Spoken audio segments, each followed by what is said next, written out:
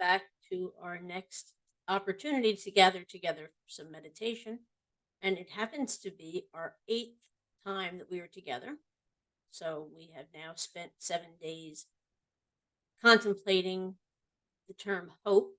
And now we're going to move on to the next topic of our Lenten conversation, the topic that is symbolized by the second candle on our Advent wreath, and again, as the second subject of this Advent season, and that is peace. A quote from Henry Nouwen: "The great temptation is to let people take our peace away. This happens whenever we become angry, bitter, hostile, spiteful, manipulative, or vengeful, when others do not respond favorably to the good news that we bring them." Our hymn selection for this particular day is one of my personal favorites, not only because of the words, but because the tune that it is sung to is the tune called General Sentiment. But taking aside the tune, just hearing the words of this hymn help us to get started on that road to peace. So take a moment, take a deep breath, set aside thoughts that have been racing through your mind up until now. A little bit of relaxation through your shoulders. Take another deep breath. King of glory, King of peace, I will love thee, and that love may never cease. I will move thee. Thou hast granted my request. Thou hast heard me. Thou didst note my working breast.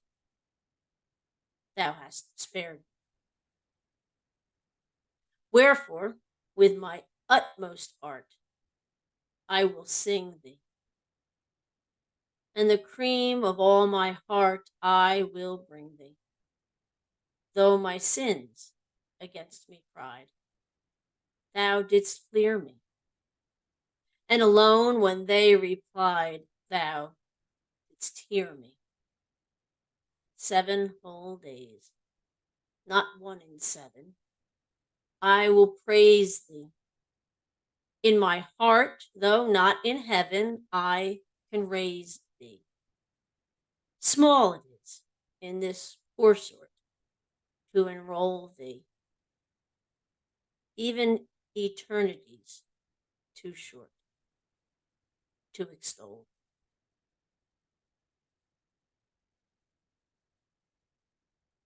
The words of today's hymn were written by George Herbert.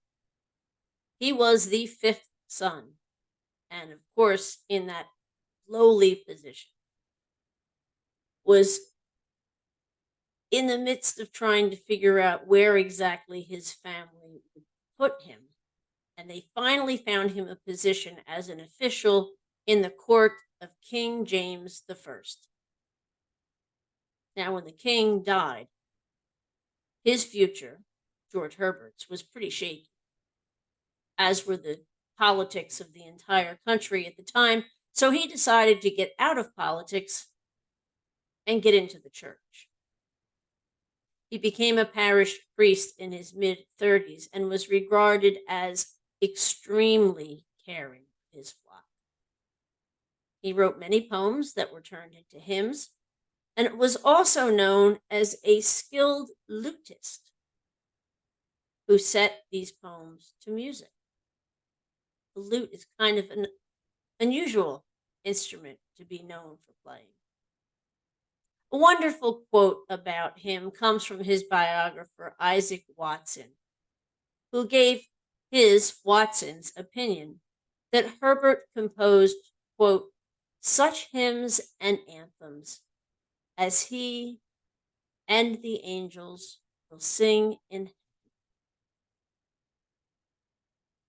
Also, Walton's friend Charles Cotton described Herbert as, quote, a soul composed of harmonies. This reference to harmonies, along with peace, leads us to think about what the parallels are between peace and harmony, two concepts that feel like they do belong together. When people are in harmony, peace can abound.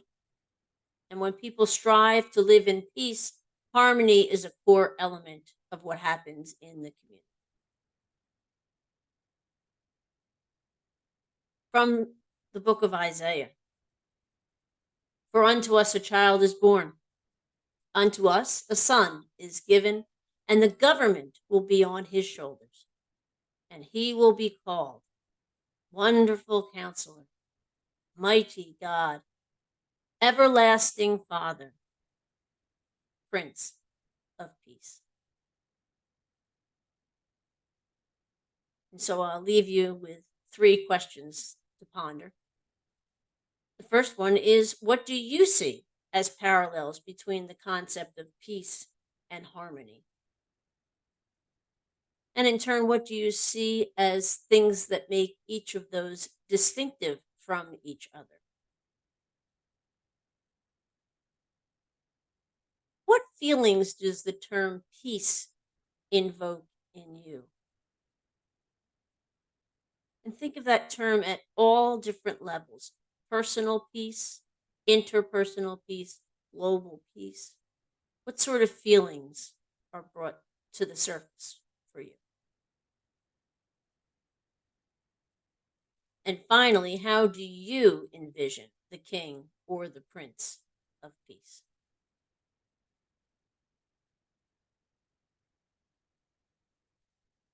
So, thank you once again for joining me in our next venture into contemplation. And I hope you'll have the opportunity to come back again tomorrow. And until then, take care and may God